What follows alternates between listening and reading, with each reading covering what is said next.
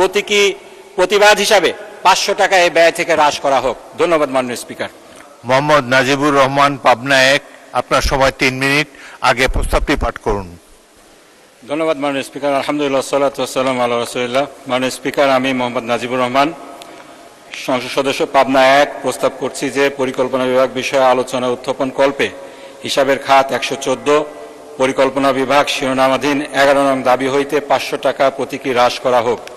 মাননীয় স্পিকার, দুনিয়ার সবচেয়ে ক্ষমতাসীন ব্যক্তি, ক্ষমতার অধিকারী ব্যক্তি নাকি আমেরিকার প্রেসিডেন্ট।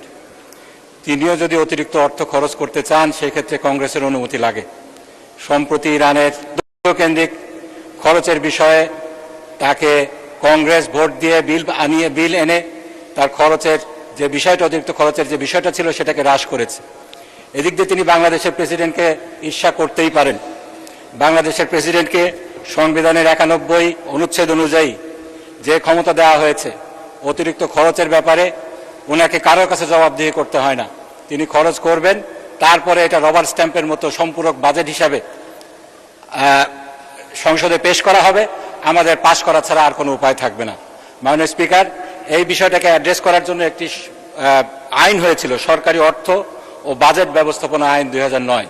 সেখানে 12 নম্বর ধারায় যেটা বলা হয়েছে, সংশোধিত বাজেট যথাসম্ভব প্রত্যেক বছরের মার্চ মাসের মধ্যে পেশ করিতে হইবে।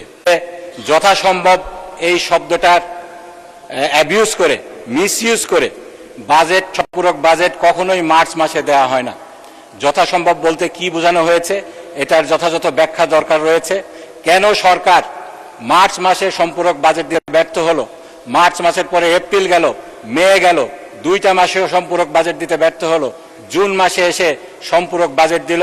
এই ব্যাপারে সরকারি দলকে, যারা এই সম্পূরক বাজেট নিয়ে এসেছেন, তাদেরকেও জবাবদিহির আওতায় আনতে হবে।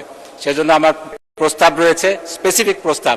সেটা হলো, এই সংবিধানের 91 অনুচ্ছেদে রাষ্ট্রপতির নামে সরকারকে যেভাবে করে দেওয়া হয়েছে, ক্ষমতা দেওয়া হয়েছে, যথেচ্ছা খরচ করার পরে বাজেটটা সংসদের সম্পূরক বাজেট হিসাবে নিয়ে আসার, এটাকে সংশোধন করতে হবে, সংস্কার করতে হবে। পাশাপাশি সরকারি অর্থ এবং বাজেট ব্যবস্থাপনা আইনের যে স্পিরিটটা রয়েছে, মার্চ মাসের মধ্যে সম্পূরক বাজেটটাকে আনতে হবে।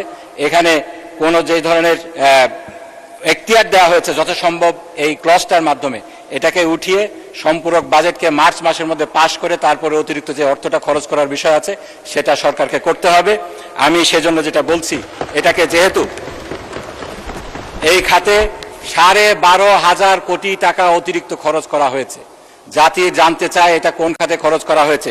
একটি বই দেওয়া হয়েছে আমাদেরকে, সংশোধিত বার্ষিক উন্নয়ন কর্মসূচি, সেখানে বলা হয়েছে 12টা প্রকল্প আনা হয়েছে। এত অতিরিক্ত টাকা খরচ করা হলো।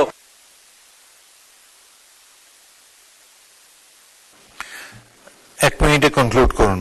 আমার আধা মিনিট লাগবে মাননীয় স্পিকার। ধন্যবাদ আপনাকে। এই বিষয়ে অস্পষ্ট রেখে এই বিলটি পাশ করা কোনোভাবে উচিত হবে না।